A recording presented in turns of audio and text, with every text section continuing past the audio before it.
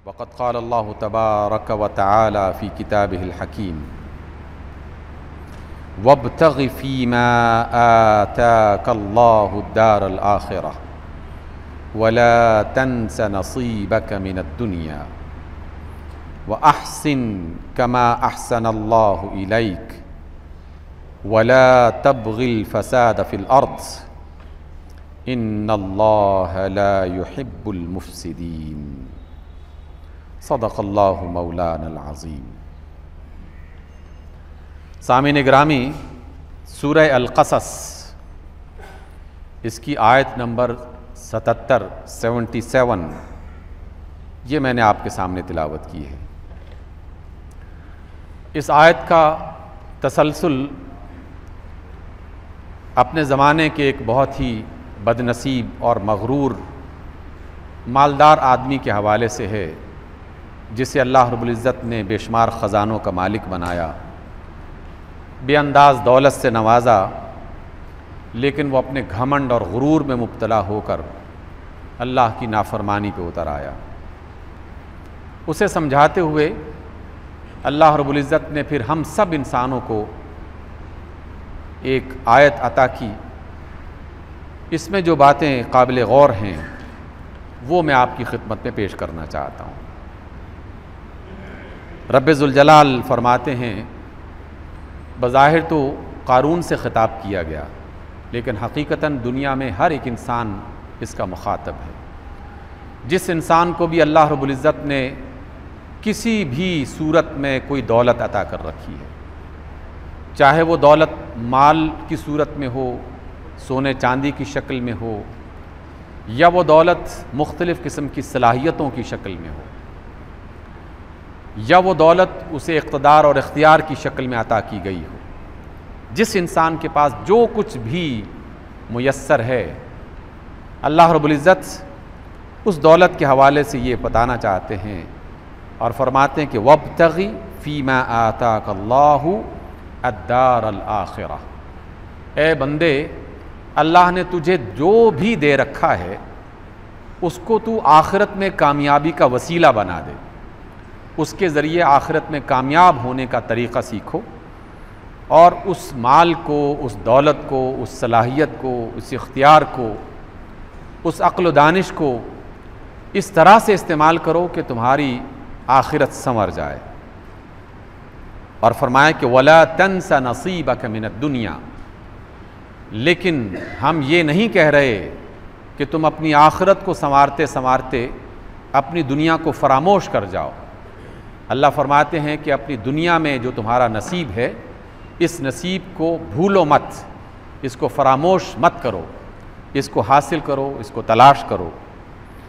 व अहसिन कमा अहसनल्लाहु इलैक, और ए बंदे, तू भी इस माल दौलत को, इस सलाहियत को, इस इख्तियार को उसी तरह अच्छे तरीक़े से इस्तेमाल कर जिस तरह अल्लाह रब्बुल इज़्ज़त ने तुझे ये नेमतें बेहतरीन हालत में अता की हैं, बेहतरीन शक्ल में अता की हैं। वला तब्ग़िल फ़साद फ़िल अर्ज़, और तू ज़मीन में फ़साद पैदा मत कर।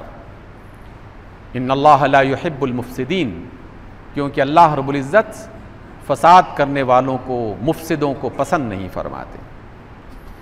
हज़रात, ये आयत बज़ाहिर एक आयत है, लेकिन इतनी अज़ीमुश्शान और इतनी वसी मानी रखने वाली आयत है कि हमारी पूरी दुनिया की ज़िंदगी और आखिरत की ज़िंदगी इसी आयत की बुनियाद पर संवर सकती है, सुधर सकती है, बेहतर हो सकती है। इसलिए आइए हम इस आयत को तफसील के साथ, इसके अंदर पाए जाने वाली बातें डिटेल के साथ उसको जानने की कोशिश करते हैं और उसके जो बुनियादी हिकमत के नुक्ते हैं वो समझने की कोशिश करते हैं। सबसे पहला नुक्ता ये फरमाया गया कि वब्तग़ि फ़ीमा आताकल्लाहु अद्दारल आखिरह, ए बंदे, जो हमने तुझे दे रखा है इसको आखिरत में वसीला नजात बना लो और आखिरत को संवारने के लिए इसको इस्तेमाल करो। अब सबसे पहले सवाल अपने आप से हमने ये करना है कि अल्लाह रब्बुल इज़्ज़त ने हमें क्या दे रखा है, क्योंकि अल्लाह ने कहा कि जो हमने तुम्हें दे रखा है उसको तुम आखिरत संवारने के लिए इस्तेमाल करो। क्या दे रखा है? तो आप इस पर जितना गौर करेंगे तो आहिस्ता आहिस्ता अपने बदन से लेकर, अपने घर बार से लेकर पूरी कायनात इसके अंदर सिमट जाएगी कि रब्बे ज़ुल जलाल ने हमें जो नेमतें अता कर रखी हैं, इन नेमतों को अगर हम सही तरीक़े से अच्छे अंदाज में इस्तेमाल करेंगे तो यही नेमतें जो दुनिया में हमें अता की गई हैं, ये आखिरत में कामयाबी का ज़रिया बन जाएंगी। चंद नेमतों का तज़किरा सिर्फ समझने के लिए और बात को ज़्यादा अच्छे अंदाज में सीखने के लिए मैं आपसे करता हूँ। अल्लाह रब्बुल इज़्ज़त ने हमें ये जो ज़िंदगी अता कर रखी है, ये जो बदन अता कर रखा है, इस बदन में जो बेशुमार किस्म की नेमतें उसने हमें अता की हुई हैं, हमें दे रखी हैं, उनमें से एक एक नेमत पर गौर करते चले जाएं और फिर ये सोचते चले जाएं कि मैं इस नेमत को आखिरत संवारने के लिए कैसे इस्तेमाल कर सकता हूँ। अल्लाह ने मुझे देखने की सलाहियत अता की, आपको बसारत से नवाजा। ये जो बसारत की नेमत है, देखने की सलाहियत है, ये आखिर अल्लाह ताला ने इस दुनिया में ही देखने के लिए हमें अता की है। और दुनिया में देखने के लिए उसने अपनी पूरी कायनात को सजा दिया, उसके अंदर बेशुमार खूबसूरत मंज़र पैदा कर दिए, बेशुमार खूबसूरत किस्म के रिश्ते बना दिए, बेशुमार लजीज़ और बेहतरीन नेमतें जगह जगह पर फैला दी और हमें ये कहा कि तुम इन नेमतों को देखो। अरबी ज़बान में भी, उर्दू ज़बान में भी, दुनिया की तमाम ज़बानों में देखने का लफ्ज़ जो है वो सिर्फ देखने के लिए नहीं होता, बल्कि वो गौर व फिक्र करने के लिए होता है, सोचने के लिए होता है। जब मैं ये कहूँ कि क्या आप देखते नहीं हैं, तो इसका मतलब ये है कि क्या आप सोचकर नहीं चल रहे, क्या आप किसी बात का ख्याल नहीं कर रहे। और ये जुमला हम आम तौर पर रोज़मर्रा चलते फिरते इस्तेमाल करते रहते हैं। तो गोया इस बसारत को अल्लाह रब्बुल इज़्ज़त ने जो हमारे हवाले किया, ये नेमत मुझे और आपको जो अता की, इस नेमत को अगर मैं अल्लाह ताला की कायनात में उसका हुस्न तलाश करने के लिए, उसकी नेमतों का इदराक करने के लिए, उसके फ़ायदे हासिल करने के लिए, उसके फ़ायदे को दीगर अफराद तक पहुँचाने के लिए इस्तेमाल कर रहा हूँ, तो बसारत की ये नेमत जहाँ मेरी दुनिया को संवारेगी, वहाँ मेरी आखिरत को बेहतर बनाने का बायस बन जाएगी। इसी एतबार से समाअत की ताकत है। अल्लाह रब्बुल इज़्ज़त ने मुझे सुनने की ताकत से नवाजा है। ये सुनने की ताकत मुझे इस दुनिया में हर चीज़ को सुनने के लिए अता की है, लेकिन दुनिया और आखिरत को संवारने के लिए कुछ मकामात पर हमें रहनुमाई अता कर दी कि देखो, इस तरह की बातें और इस तरह की चीज़ें तो सुन सकते हो, और इस तरह की बातें और इस तरह की चीज़ें नहीं सुन सकते। अगर मेरे कहने के मुताबिक वो सुना जिसे मैं पसंद करता हूँ, उसकी बुनियाद पर तुम्हारी दुनिया में अमन होगा, मोहब्बत होगी, बाहमी ताल्लुकात में बेहतरी आएगी, एक अच्छा इंसानी मुआशरा वजूद में आएगा, और फिर उसके नतीजे में तुम्हारी आखिरत संवार दूँगा और उसमें बेशुमार नेमतें तुम्हारे नसीब में लिख दूँगा। अल्लाह रब्बुल इज़्ज़त ने मुझे बोलने की ताकत से नवाजा है। ये अल्लाह की अता करदा एक नेमत है। इस नेमत को अपनी दुनिया के कारोबार चलाने के लिए, मामलात चलाने के लिए, अपनी बात पहुँचाने के लिए, किसी की बात समझने के लिए, बाहमी एक दूसरे के साथ मशवरा करने के लिए, मिलजुल कर कोई अच्छी प्लानिंग और मनसूबाबंदी करने के लिए हम ये ज़बान इस्तेमाल करते हैं। ये ज़बान अल्लाह की नेमत है। और अल्लाह फरमाते हैं, ये जो कुरान की आयत है ना कि वह अहसिन कमा अहसन अल्लाहु इलैक, ए बंदे तू भी उसी तरह इस नेमत को अच्छा इस्तेमाल कर जिस तरह अच्छी सूरत में ये नेमत हमने आपको अता कर रखी है। आप इसको मुख्तलिफ पहलुओं से अगर गौर करेंगे तो बसारत की नेमत जो अल्लाह ने हमें अता कर रखी है, इसका मुकाबिल कोई और नहीं हो सकता। जो आंखें अल्लाह रब्बुल इज़्ज़त ने देखने के लिए हमें अता कर रखी हैं, इसका मुतबादिल कोई और नहीं हो सकता। इससे बेहतर आंखें इंसानी दुनिया में ना बनाई जा सकती हैं, ना बनाई जा सकी हैं। जो बोलने की क़ुव्वत की सूरत में अल्लाह रब्बुल इज़्ज़त ने ज़बान दे रखी है, ज़बान से बेहतर बोलने का उज़्व और बोलने का आला ना ईजाद किया जा सकता है और ना आज तक ईजाद हुआ है। अल्लाह रब्बुल इज़्ज़त ने इंसान को क़ुव्वत गोयाई से, क़ुव्वत समाअत से, क़ुव्वत बसारत से नवाजा है। ये अल्लाह की नेमतें हैं। मैंने इन तीन नेमतों का सबसे पहले जो ज़िक्र किया है, उसकी वजह यह है कि अल्लाह रब्बुल इज़्ज़त दीगर नेमतों के मुकाबले में इन नेमतों को सबसे ज़्यादा बयान करते हैं, सबसे ज़्यादा बयान करते हैं, कभी बसारत के हवाले से, कभी समात के हवाले से और कभी बोलने के हवाले से। क्योंकि इंसानी दुनिया में इन्हीं तीनों चीज़ों के हवाले से वो बाकी दुनियाओं से मुमताज़ होता है। बाकी दुनियाओं में देखने की सलाहियत जो मुख्तलिफ़ मखलूक़ात को अता कर रखी हैं, इंसान के पास देखने की सलाहियत उन सबसे ज़्यादा है। वो अगर दूर तक नहीं देख सकता तो अल्लाह ने अक़ल अता करके उसे बहुत दूर तक देखने की सलाहियत अता कर दी। बहुत सारे जानवरों की तरह अगर वो बहुत ज़्यादा नहीं सुन सकता तो अल्लाह ताला ने उसे ऐसे वसाइल अता कर दिए जिससे वो बहुत दूर की आवाज़ें सुन सकता है। बोलने की सलाहियत के एतबार से तो इंसान वाकई तमाम जानवरों से और तमाम मखलूक़ात से बिल्कुल एक मुनफरिद मखलूक दिखाई देती है कि इंसान की ज़बान के मुकाबले में अल्लाह रब्बुल इज़्ज़त ने यह क़ुव्वत किसी दूसरे हैवान को अता नहीं की, किसी दूसरे मखलूक को इस अंदाज़ में अता नहीं की जिस अंदाज़ में अल्लाह ने इंसान को अता की है। इस वजह से अल्लाह फरमाते हैं कि वह अहसिन कमा अहसन अल्लाहु इलैक, ए बंदे जिस तरह अल्लाह ने तेरे साथ अच्छा किया है और तुझे अच्छी नेमत अता की है तो तू भी इस अच्छी नेमत को अच्छे तरीक़े से इस्तेमाल कर, और उसकी बुनियाद पर क्या होगा कि तुम्हारी आखिरत संवर जाएगी।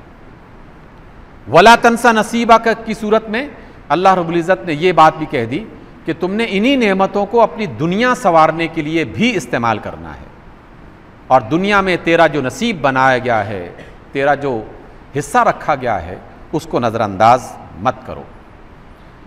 फिर मज़ीद आगे बढ़िए, अल्लाह रब्बुल इज़्ज़त ने हमें इस दुनिया में ज़िंदगी को बरकरार रखने के लिए कुछ और नेमतें भी अता की हैं जो समात, बसारत और क़ुव्वत गोयाई से अलग हैं, और उसमें दीगर हैवानात भी और मखलूक़ात भी शामिल हैं, जिसमें सबसे ज़्यादा और सबसे पहले हवा का तज़किरा, ऑक्सीजन का तज़किरा। हवा और फ़ज़ा जो अल्लाह रब्बुल इज़्ज़त ने हैवानात और मखलूक़ात की ज़िंदगी को बरकरार रखने के लिए एक बहुत बड़ी नेमत और एक बहुत बड़ा तोहफ़ा अता किया है। और इस हवा को अल्लाह ने इंतहाई साफ़ सुथरा बनाया।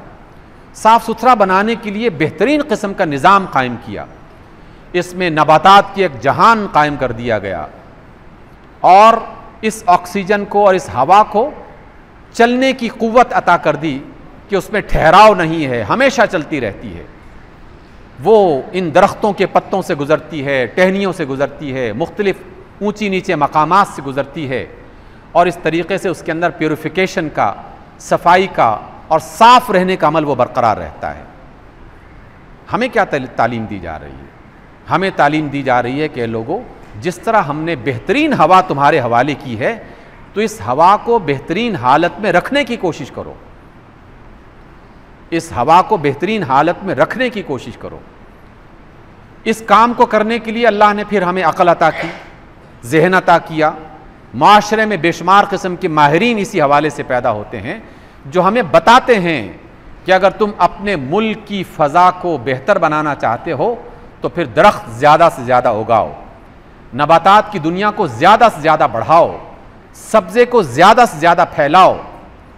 इसके साथ साथ फिर क्या तालीम देते हैं कि जनाब आपने अल्लाह की इस बेहतरीन फ़ज़ा को आलूदा नहीं करना। आलूदा करोगे तो ये इंसानी सेहत की ख़िलाफ़ वर्जी होगी, तुम्हें इसका जानी एतबार से, सेहत के एतबार से नुकसान होगा, और मैं ये कहता हूँ कि ये अल्लाह ताला के उस हुक्म की ख़िलाफ़ वर्जी होगी कि जो अल्लाह ताला ने इस आयत में हमें हुक्म दिया है कि वाहसिन कमा अहसन अल्लाहु इलैक, ए बंदे जिस तरह हमने तुम्हारे साथ अच्छा सलूक किया है तुम भी उसको अच्छे तरीक़े से इस्तेमाल करो। और फिर उसी बुनियाद पर तमद्दुन या तहज़ीब याफ्ता और मुतमद्दिन मुल्कों में ये कानून बनाए गए कि बिला वजह किसी दरख्त को काटा नहीं जा सकता, और बग़ैर किसी पाबंदी के और बग़ैर किसी कानून के लिहाज किए हर जगह पर सनत नहीं लगाई जा सकती, कारखाने नहीं लगाए जा सकते। और फिर उसी वजह से ये कानून बना कि कोई शख्स अगर कारखाना लगाता है तो उस कारखाने में से निकलने वाला धुआं, अगर उसके लिए बाकायदा कोई ट्रीटमेंट प्लांट नहीं लगाया जाता तो उसे आबादी के अंदर ये कारखाना लगाने की इजाज़त नहीं मिलती। क्यों नहीं मिलती? उन्होंने तो सिर्फ ये सोचा कि इससे इंसानी सेहत को नुकसान पहुंचता है। मुसलमानों को तो ये भी सोचना चाहिए कि जनाब इससे हमारी सेहत को नुकसान पहुंचता है और इससे हमारे रब के हुक्म की नाफरमानी होती है। और हम ये नाफरमानी खुले दिल से करते हैं, बग़ैर किसी परेशानी के करते हैं, तो अल्लाह ताला की इस अच्छी फ़ज़ा को, अच्छी हवा को अच्छा रखने का अमल सारे इंसानों को करना चाहिए, लेकिन बतौर ख़ास मुसलमानों को करना चाहिए, क्योंकि ये उनके रब का हुक्म है। व अहसिन कमा अहसन अल्लाहु इलैक। अल्लाह ने ज़िंदगी को बरकरार रखने के लिए साफ़ सुथरा शफ़ाफ़ किस्म का पानी अता किया, बारिश की शक्ल में, चश्मों की सूरत में, दरियाओं की शक्ल में, ज़मीन के अंदर मुख्तलिफ़ किस्म के कारेज़ बनाते हुए और ज़मीन की सतहों में, ज़मीन की तहों में इस पानी को महफूज करते हुए अल्लाह का पानी जहाँ जहाँ मौजूद है वो इंतहाई बेहतरीन और अच्छी तरीन शक्ल में मौजूद है। अल्लाह ताला ने हमारे साथ एहसान किया, हमें साफ़ सुथरा अच्छा बेहतरीन पानी अता किया और हुक्म ये दिया कि वह अहसिन कमा अहसन अल्लाहु इलैक। ए बंदो, हमने तुम्हें अच्छा पानी अता किया है तो इस अच्छे पानी को अच्छा रखो, इसको ख़राब मत करो। और इसी वजह से इंसानी दुनिया ने, तहज़ीब याफ्ता कौमों ने ये कानून बनाने शुरू कर दिए कि जो साफ़ सुथरे पानी के ज़ख़ीरे हैं उसके आसपास ऐसी आबादी नहीं होनी चाहिए कि जिसका ख़राब और इस्तेमाल शुदा पानी उस साफ़ सुथरे ज़ख़ीरे को ख़राब कर सके। उसके अंदर सेवरेज की स्कीमें नहीं गुजरनी चाहिए, उसके अंदर गंदे नाले आके नहीं गिरने चाहिए। ये बाकायदा कानून बनाए गए और इसके मुताबिक उन्होंने अपने मुल्कों के दरियाओं को, अपने मुल्कों के चश्मों को, अपने मुल्कों को समंदरों को महफूज कर लिया, साफ़ सुथरा रख दिया। और मुसलमानों ने क्या किया कि अपने इलाके में पाए जाने वाली अल्लाह ताला की इस नेमत को जी भर के ख़राब किया। जहाँ से साफ़ सुथरे पानी का पाइप गुज़रता है उसी के साथ एक दूसरा पाइप भी लगा दिया, ये एहतियात किए बग़ैर कि कहीं ये आपस में एक दूसरे के साथ मिलकर अच्छे पानी को ये गंदा पानी ख़राब तो नहीं कर सकता। उसी अच्छे पानी के ज़ख़ीरे के बिल्कुल किनारे पर एक कारखाना लगा दिया और कारखाने के अंदर से निकलने वाला सारा का सारा मटेरियल और सारा का सारा केमिकल उस पानी को ख़राब करने का ज़रिया बन गया। आप किसी अच्छे तरक्की याफ्ता मुल्क के समंदर के साहिल पे जाएं तो उस समंदर का साहिल बता देगा कि यहाँ के लोग तहज़ीब याफ्ता और अक्लमंद और सियाने हैं कि आपको समंदर की सतह पर एक भी कचरे की चीज़ नज़र नहीं आएगी। कराची के साहिल पे चले जाएं तो कराची के साहिल पर खड़ा होना मुश्किल हो जाएगा, जबकि अल्लाह का हुक्म यह है कि वह अहसिन कमा अहसन अल्लाहु इलैक। ए बंदो, हमने अच्छा समंदर तुम्हें अता किया, अच्छे दरिया अता किए, अच्छे नदी नाले और चश्मे अता किए, तुम इसको क्यों ख़राब कर रहे हो? इसलिए अल्लाह रब्बुल इज़्ज़त का ये फरमान पूरी ज़िंदगी को अपने अहाते में ले लेता है। इसी तरीके से बाकी नेमतें हमारी ज़िंदगी को बरकरार रखने के लिए अल्लाह रब्बुल इज़्ज़त ने ज़मीन अता की, ज़रख़ेज़ ज़मीन। उस ज़रख़ेज़ ज़मीन को हम बंजर बना देते हैं अपनी कोताहियों की वजह से, अपनी गलतियों की वजह से। ज़मीन ज़रख़ेज़ कब होती है कि जब उसे प्रॉपर तरीके से, मुनासिब तरीके से मुसलसल इस्तेमाल में लाया जाए। और अगर मुसलसल और बेहतरीन और मुनासिब तरीके से उसे इस्तेमाल में ना लाया जाए तो अच्छी ज़रख़ेज़ ज़मीन भी आहिस्ता आहिस्ता बंजर हो जाती है। पाकिस्तान में ऐसे 20-25 ख़ानदान मौजूद हैं जिनके पास हज़ारों एकड़ ज़मीन है, हज़ारों एकड़ ज़मीन, और उनकी ज़मीन का 5% सिर्फ काश्त हो रहा है। किसी का 10%, किसी का 15%, बाकी किसी का 90%, किसी का 80%, किसी का 70% बिल्कुल बेकार पड़ा है। और बेकार पड़ी हुई ज़मीन बिलाखिर अपनी सलाहियत से हाथ धो बैठती है। और जो ज़रख़ेज़ ज़मीन है उस ज़रख़ेज़ ज़मीन को भी आहिस्ता आहिस्ता हमने गैर ज़रख़ेज़ बना दिया, उसमें मुख्तलिफ़ किस्म की कॉलोनीज़ बनाकर, उसमें मुख्तलिफ़ किस्म के कारखाने लगाकर, उसमें और बेशुमार किस्म की गलतियाँ करके तो अल्लाह की तो हमने नाफरमानी शुरू कर दी। जबकि अल्लाह का हुक्म यह है कि वाहसिन कमा अहसन अल्लाहु इलैक। ए बंदे, जिस तरह हमने तुझे अच्छी चीज़ें अता की हैं उसको अच्छा रखने की कोशिश करो। यही तो वजह है कि रसूलुल्लाह सल्लल्लाहु अलैहि वसल्लम ने इंसानी बदन से लेकर इंसान के आसपास की कायनात को साफ़ सुथरा रखने की और सेहतमंद रखने की बाकायदा तालीम दी है। ये रोज़ा भी उसी काम को पूरा करने के लिए एक अमल है, उसी से गुजारा जा रहा है, जिससे हमारे निज़ाम हज़म को बेहतर बनाया जाए, हमारे ऑक्सीजन के निज़ाम को बेहतर बनाया जाए, हमारी क़ुव्वत बर्दाश्त को बढ़ाया जाए, हमारे जिस्म की तवानाई में इजाफ़ा किया जाए। ये सब का सब उसी से ताल्लुक़ रखने वाला है। और इसकी वजह से अगर आप बसारत को बेहतर बनाना चाहते हैं तो दिन के उजाले में ज़्यादा काम किया जाए, अल्लाह का कानून यही है। बसारत को बेहतर बनाना है तो रात की तारीकी में मसनूई किस्म की रोशनी में ज़्यादा काम करने से यकीनन उसे नुकसान पहुंचता है। और सुबह सवेरे उठने में और सुबह सवेरे उठकर काम करने में रसूलुल्लाह फरमाते हैं कि मेरे अल्लाह ने बरकत रखी है। अल्लाह के रसूल का ये फरमान जब भी मैं पढ़ता हूँ तो अपने आप को भी और अपने तमाम अहले वतन को कोसता हूँ कि हमने अल्लाह के रसूल के इतने बड़े खूबसूरत फरमान को किस तरह नज़रअंदाज कर दिया। अल्लाह के रसूल फरमाते हैं कि अल्लाह ने मेरी उम्मत में, और फिर उम्मत के हवाले से, चूँकि अल्लाह के रसूल की उम्मत तो पूरी दुनिया को बनना है, इस उम्मत में सुबह के हवाले से उठकर और काम करने में बरकत पैदा कर रखी है। और दिन के उजाले में जितना काम किया जाएगा वो इंसान की समाअत के लिए, इंसान की बसारत के लिए, इंसान के बदन के लिए, इंसान की सेहत के लिए उतना ही ज़्यादा अच्छा होगा। और हम क्या करते हैं, 11-12 बजे तक सोकर 12 बजे दुकानें खोलते हैं, रात के 12 बजे तक बैठे रहते हैं, कभी लालटेन जला रहे हैं, कभी मोमबत्तियाँ जला रहे हैं, कभी ट्यूब लाइट्स जला रहे हैं, कभी मच्छरों से बच रहे हैं, कभी पतंगों से बच रहे हैं, फिर भी कोई चीज़ नज़र नहीं आ रही। रंगों की दुनिया में जो है वो आप गुलाबी कपड़ा खरीद के लेके जाते हैं, घर पहुंचते हैं तो पता चलता है कि ये तो ऑरेंज कलर का था। बेशुमार किस्म की खराबियों में हम मुब्तला हो जाते हैं क्योंकि एक आर्टिफिशियल ज़िंदगी हम इख्तियार करने की कोशिश करते हैं, जबकि अल्लाह तो फितरत बनाने वाला है और फितरत के मुताबिक ज़िंदगी बसर करने का अल्लाह हुक्म दे रहा है। और ये फरमा रहे कि वाहसिनु कमा अहसन अल्लाहु इलैक, ए लोगो हमने तुम्हारे साथ जितना अच्छा सलूक किया है मेरी नेमतों को उसी तरह अच्छे तरीके से इस्तेमाल करो। ये बात मैंने आपसे पहले भी एक बार जिक्र की थी, दोबारा याद दहानी के तौर पर। क्या आप अपने बच्चे को कोई गाड़ी, कोई मोटरसाइकिल ख़रीद के दे देते हैं और वो हर रोज़ उस गाड़ी को किसी ना किसी चीज़ से टकरा कर उसका एक्सीडेंट करवा के घर में आ जाता है, हर रोज़ ऐसा ही करके आ जाता है। एक आध दिन तो आप बर्दाश्त करेंगे और कहेंगे चले बच्चा है अभी इब्तदाई तौर पर सीख रहा है, लेकिन 2-4 दिन के बाद आप क्या कहेंगे? यकीनन गुस्से का अमल शुरू हो जाएगा, डांट डपट शुरू हो जाएगी और उसे कहा जाएगा तुम्हें ये नेमत नहीं दी जाएगी इसलिए कि तुम्हें गाड़ी का ख्याल ही नहीं आता, हर रोज़ जाके एक्सीडेंट करके आ जाते, हर रोज़ एक नई मुसीबत बना के ले आ जाते। क्या इसी तरह का सवाल अल्लाह ताला हमसे नहीं कर सकता? क्या अल्लाह हमसे नहीं पूछ सकता कि जनाब हमने तुम्हें ये इतनी बेशुमार नेमतें दे रखी थी, तुमने मेरी दी जाने वाली नेमतों के साथ क्या हाशर कर दिया? अपने बदन जो तुम्हें मैंने आर्जी तौर पर वक्ती तौर पर एक नेमत के तौर पर उसका मालिक बनाया था, ये मालिक तुम तो नहीं थे, मालिक तो मैं ही हूँ। हमारे बदन का, हमारी औलाद का, हमारी ज़मीन का, हमारी आँखों का, हमारी बसारत का, हर चीज़ का मालिक तो वो है।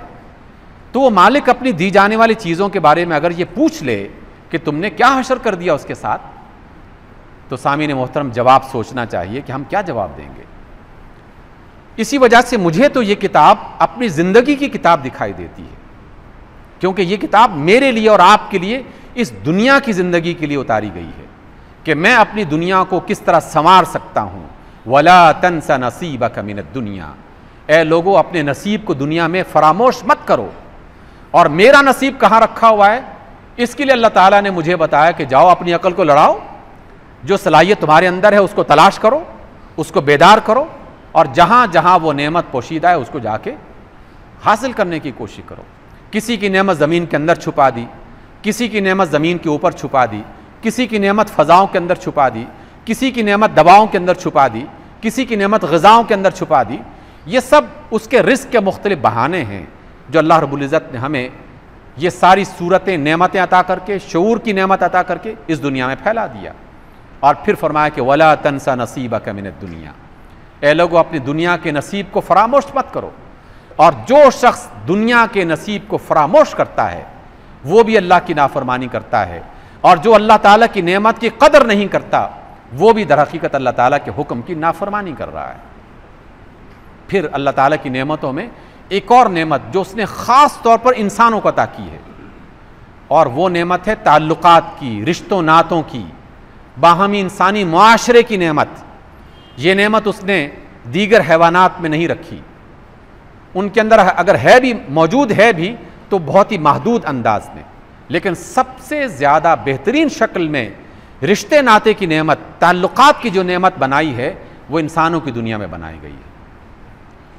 और फिर इसके बारे में भी अल्लाह ताला यही सवाल करेंगे कि बंदे मैंने तुम्हें माँ बाप की शक्ल में इतनी बड़ी नेमत अता कर रखी थी, तुमने उसका क्या ख्याल किया, कैसे उसके साथ बर्ताव किया। मैंने तुम्हें बच्चों की सूरत में, बेटों और बेटियों की शक्ल में इतनी बेहतरीन नेमत अता कर रखी थी, तुमने उस नेमत के साथ क्या सलूक किया, उसको कैसे इस्तेमाल किया। मैंने मियाँ या बीवी दोनों की शक्ल में, दोनों से सवाल होगा, बीवी से मियाँ के बारे में, मियाँ से बीवी के बारे में, कि मैंने तुम्हें इतना अच्छा जीवन साथी तुम्हें अता किया था, ये मेरी नेमत थी, इस नेमत का तुमने क्या किया, किस तरह उससे सलूक किया, किस तरह बर्ताव किया। ये भी सवालात होंगे। और इसी वजह से अल्लाह ताला फिर यही कहेंगे कि वाहसिन कमा अहसन अल्लाहु इलैक, ए बंदे, अगर मैंने तुम्हें माँ बाप की शक्ल में, बेटियों बेटों की शक्ल में, भाइयों बहनों की शक्ल में, मियाँ बीवी की शक्ल में, रिश्तेदारों की शक्ल में और इंसानों की शक्ल में इतने खूबसूरत रिश्ते अता किए हैं, तो तुमने इन रिश्तों का क्या ख्याल किया। आम इंसानों से भी सवाल होगा, मुसलमानों से ज़्यादा सवाल होगा, मुसलमानों से ज़्यादा सवाल होगा। और हम जब अपने आप का जायज़ा लें तो मुझे तो लगता है कि हमसे तो कोई जवाब बन नहीं पाएगा, देने के लिए हम परेशान हो जाएंगे कि अल्लाह, हमने तो किसी भी नेमत का ख्याल रखा ही नहीं है, थोड़ा बहुत ख्याल रखा और ज़्यादा नुकसान ही पहुँचाया है। चाहे बदन की नेमतें हों, चाहे ज़मीन पर फैली हुई अल्लाह ताला की कायनात में रिज़्क़ और दवाओं और ग़िज़ाओं की शक्ल में नेमतें हों, चाहे पानी हवा और रोशनी की नेमत हो, और चाहे ताल्लुकात और रिश्तों की सूरत में जो नेमतें हैं, उसका हवाला हमने तो किसी नेमत का ख्याल ही नहीं किया। इधर रमज़ान आया और 80 रुपए वाले केले जो हैं वो 250 रुपए में बिकने शुरू हो गए। अल्लाह ताला की नेमत कहाँ चली गई। इधर रमज़ान आया, जो चीज़ें आसानी से मुयस्सर आ रही थी वो ज़्यादा मुश्किल में पड़ गई, जो सफ़र ज़्यादा अच्छे तरीके से हो रहे थे वो ज़्यादा मुश्किल में पड़ गए। तो हमने तो अल्लाह ताला की नेमत की नाशुक्री करना शुरू कर दी है, और फिर हम इस बात की तमन्ना करते हैं कि अल्लाह ताला अपनी रहमतों से हमें नवाजेगा। यकीनन वो नवाज सकता है, वो नवाजता है, बल्कि वो नवाजना चाहता है। अल्लाह ताला तो अपनी नेमतों से नवाजना चाहता है, वो नवाज चुका है बेशुमार नेमतें अता करके, और मज़ीद अता करना चाहता है। बस एक ही मुतालबा है कि ऐ लोगो, मैं तुम्हें जो चीज़ दे रहा हूँ ज़रा उसका ख्याल तो रखो, उसको बेहतर हालत में इस्तेमाल करने का सलीका तो सीखो। अगर तुम इस काबिल हो जाओगे तो हम मज़ीद अता करेंगे, लेकिन अगर इस काबिल नहीं होगे तो फिर जिस तरह हम अपने बच्चों से गाड़ियाँ और मोटरसाइकिल वापस ले सकते हैं, तो अल्लाह ताला भी हमसे ये नेमतें वापस ले रहा है। हमारी ज़रख़ेज़ ज़मीनें बंजर बेवजह नहीं हो रही, हमारे दरियाओं में पानी बग़ैर किसी वजह के कलील और कम नहीं हो रहा, हमारे चश्मे बग़ैर किसी सबब के खुश्क नहीं हो रहे, हमारी सेहत में नुकसान बग़ैर किसी सबब के नहीं आ रहा। ये सब हमारे अपने आमाल का नतीजा है, और ये रमज़ान हमें इन नेमतों का इदराक करने और इसका हक़ अदा करने की तलक़ीन कर रहा है, सोचने के लिए तालीम दे रहा है। नमाज के दौरान, नमाज के बाद, तिलावत के दौरान, तिलावत के बाद, चलते फिरते, उठते बैठते, सोते जागते अल्लाह की नेमतों को जानने और समझने की कोशिश करें, और अपने आप से हम ये सवाल करें कि मैंने अल्लाह की किस नेमत का किस तरह से इस्तेमाल किया है। अगर अच्छा इस्तेमाल किया है तो हमने कुरान के और अल्लाह के हुक्म पर अमल कर दिया, और हमने अल्लाह से कह दिया कि अल्लाह, हमने उसी तरह तेरी नेमत को अच्छा इस्तेमाल किया जिस तरह अच्छी तरीन शक्ल में ये नेमत आपने हमें अता की थी। अल्लाह ताला इन नेमतों का इदराक करने और इसको अच्छे अंदाज में इस्तेमाल करने की तौफ़ीक़ अता फ़रमाए। अक़ूलु क़ौली हाज़ा वस्तग़फ़िरुल्लाह ली व लकुम।